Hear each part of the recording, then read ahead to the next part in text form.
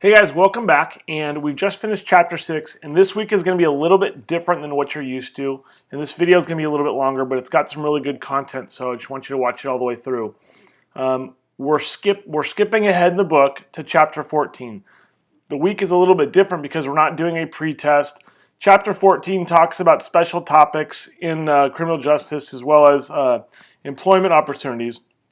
The reason we move ahead this week is because in addition to chapter 14 and test number 2, which covers chapters 4, 5, and 6, we're also getting started on our term paper assignment. Now, for some of you, that may involve a little bit of dread, and some of you justifiably so. The term paper assignment is a pretty significant portion of your grade, and this is where I found some of my students can have some stumbles. This is a make or break assignment, so if you're on the border of one grade or another, this can help push you over one direction or another. I really can't stress enough how important it is to make sure you stay on top of this assignment. I've done my best to sort of break it up so it's not all just one big paper that's on your shoulders. But at the end of the day, the workload is yours to do. This week, the assignment that's due is your term paper topic. Now, this isn't a very complex assignment to turn in, but you need to think about your term paper and figure out what you're going to write about. In the module about term papers, I've given you some ideas and some directions on where you can find topics. Understand that I'm expecting more than just you giving me the title of your term paper. I want to know what you think it's going to be about. So this is going to be a paragraph or two that you're going to submit to me, and it's in the assignment section on Etudes. You're going to tell me what you're going to write your term paper about and how it applies to our class. For the most part, when I get these assignments in, I approve them. But every once in a while, you may get feedback from me. So if you get feedback about that I want something explained a little more, or we need to alter your topic, I'm going to expect you guys to do that. As we get forward to turning in the rough draft of the term paper, and that's going to be a few weeks away, understand that for me, what I want to see when I see a rough draft, I want to see a properly formatted APA cover page. I want to see your first paragraph, which is your introductory or your thesis paragraph, and your second paragraph, which is one of your supporting paragraphs.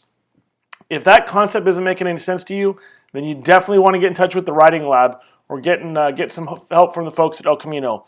And then the last thing I'm going to want to see in that rough draft is your fully formatted reference page. So all of your references need to be there fully formatted.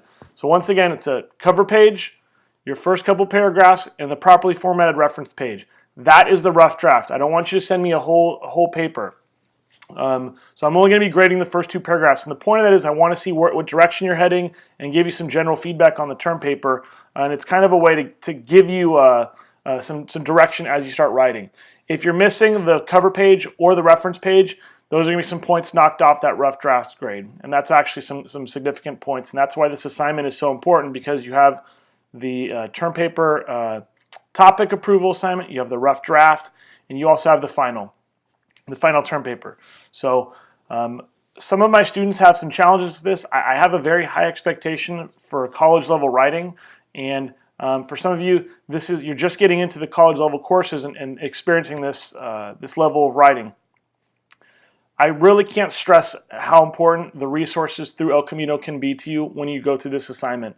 There's a ton of resources available to help you out. The El Camino Writing Lab, through the library, you can submit your paper to them. They will give you feedback, and it doesn't cost you anything. The only thing you have to do is just be a little bit ahead of the curve and get your work done early. If you're trying to cram and do it all at the end, you're kind of on your own. So, as we move forward, understand that I'm going to be giving you guys some information on the term paper.